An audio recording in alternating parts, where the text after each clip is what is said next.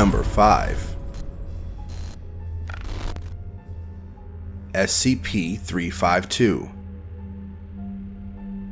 Also known as Baby Yaga, SCP-352 is a Keter-class humanoid being contained by the Foundation and can be best described as an extremely old, emaciated woman of intermediate age and race.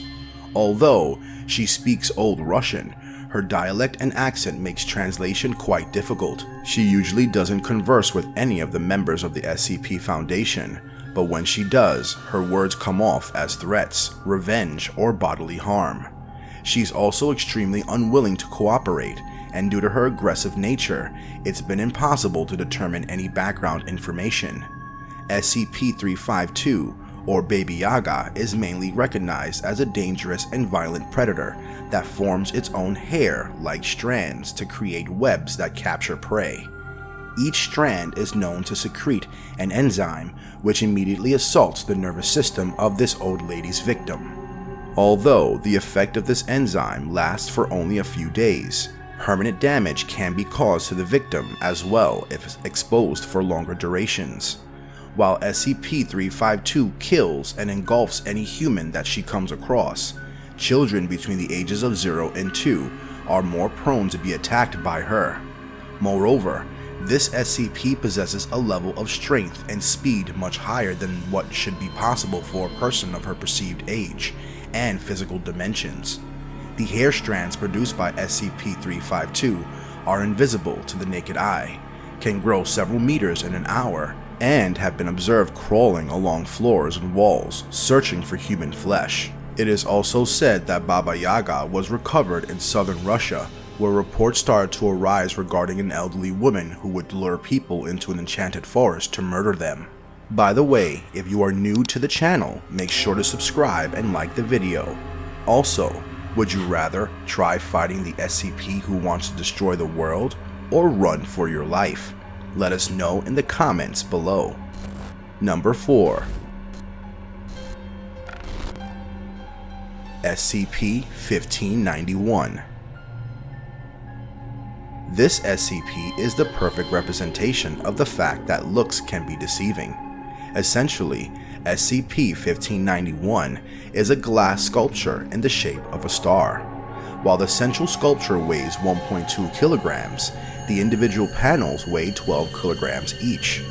This SCP, also known as the Fallen Star, emits its own light with gradually increasing brightness and intensity. Although it has a visually stunning exterior, SCP-1591 can be proven to be more hazardous than you'd initially imagine.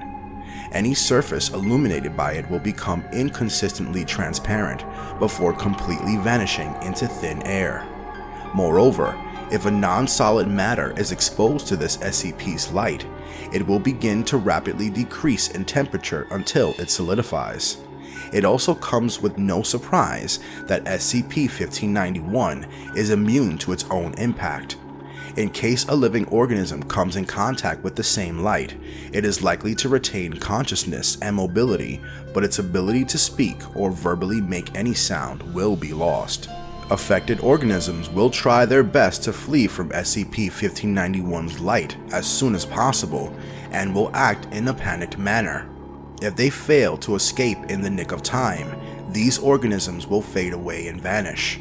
Additionally, the light produced by this fallen star not only has terrifying effects, but also doesn't grow weaker in intensity when spread across a large distance. Needless to say, if SCP-1591 comes to life, it will surely start causing people and other organisms to evaporate. Number 3. SCP-173. Known as an Evildoer and a Euclid-class SCP, this monster's origin is as of yet unknown. Not only is it extremely hostile and animate, but also moves at instantly high speed and has the ability to snap the neck of any life form. SCP-173 is said to be made of concrete and rebar with traces of Krylon brand spray paint, which is why it's slightly disturbing and eerie to look at.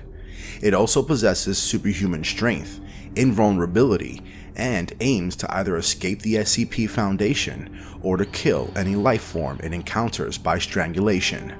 This explains why SCP-173 has special containment procedures and has been kept locked up at all times. Furthermore, no fewer than 3 personnel can enter this SCP's container at a time, and the door must be locked behind them. The reddish-brown substance on the floor of its container is a combination of blood and feces, which is why the enclosure must be cleaned on a bi-weekly basis. During this time, 2 persons must maintain direct eye contact with SCP-173, while the third cleans the container. Moreover, the object does not have the ability to move while within direct line of sight, which is why line of sight must not be broken at any time with SCP-173, or else it could escape. When no one is present inside other than the SCP itself, personnel report sounds of scraping stone coming from inside the enclosure, and if at any instant a change in behavior or something different is heard or seen, it is to be immediately reported to the supervisor on duty. Even the thought of this SCP breaking free from the walls of its container and later snapping people's necks at the base of their skull is enough to send shivers down your spine. Number 2. SCP-409. Next on the list is SCP-409, that resembles an enormous quartz crystal that is known to be almost 5 feet tall and 2 feet wide. Any object or organism that comes in contact with this SCP will start to crystallize after 3 hours, and this effect is extremely painful, just like frostbite. Once the subject reaches complete crystallization inside and out, it is likely to start producing snapping and creaking sounds, before bursting into countless fragments with a strong force. SCP-409's impact doesn't end here. Anything touched by or touching any of the broken crystal pieces will begin to crystallize as well. Nothing can be done in order to save an organism from completely solidifying once this effect has started, and even amputation of the affected area will not stop the crystallization. This explains why the Foundation has released strict rules regarding the containment of this SCP. It comes as no surprise that no physical contact is to be made with SCP-409, and if anything or anyone touches it accidentally, they must be contained and quarantined immediately. Since granite is the only material immune to crystallization, SCP-409 is sealed and transported only in granite containers. Before we move on to number 1, please like and subscribe to the video, because this one's gonna be the scariest one yet. Number 1. SCP-1548. Also called the Hateful Star, SCP-1548 is basically a sentient star-like entity that has developed a strong hatred for all life forms and is currently moving towards the solar system in an attempt to destroy the Earth. Upon its first discovery in 1949, SCP-1548 was located 24 light-years away from our planet. Initially, the SCP was presumed to be just another star, but its true intentions were revealed when the periodic bursts of radiation emitted by it were picked up by radio. Once translated, these radio waves revealed that SCP-1548 is actually evil and was sending out sadistic messages involving death and destruction the entire time. Moreover, over the past few years, the Foundation has monitored the Hateful Star that keeps accelerating at an alarming speed towards the Earth. It's also quite creepy that it's omniscient, meaning that it is fully aware of those who are observing it. SCP-1548 has all the information needed regarding humanity as well as the Foundation, and even has the ability to accurately predict the future.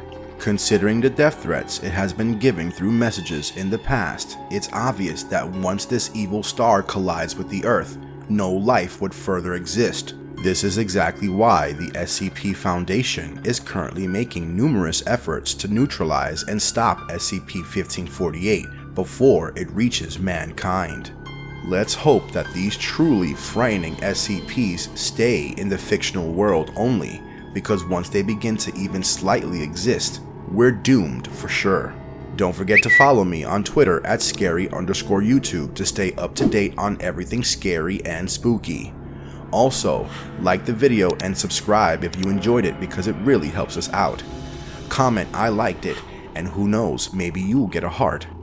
Also, be sure to check out one of the videos you're seeing on your screen right now if you dare. Until next time, don't die.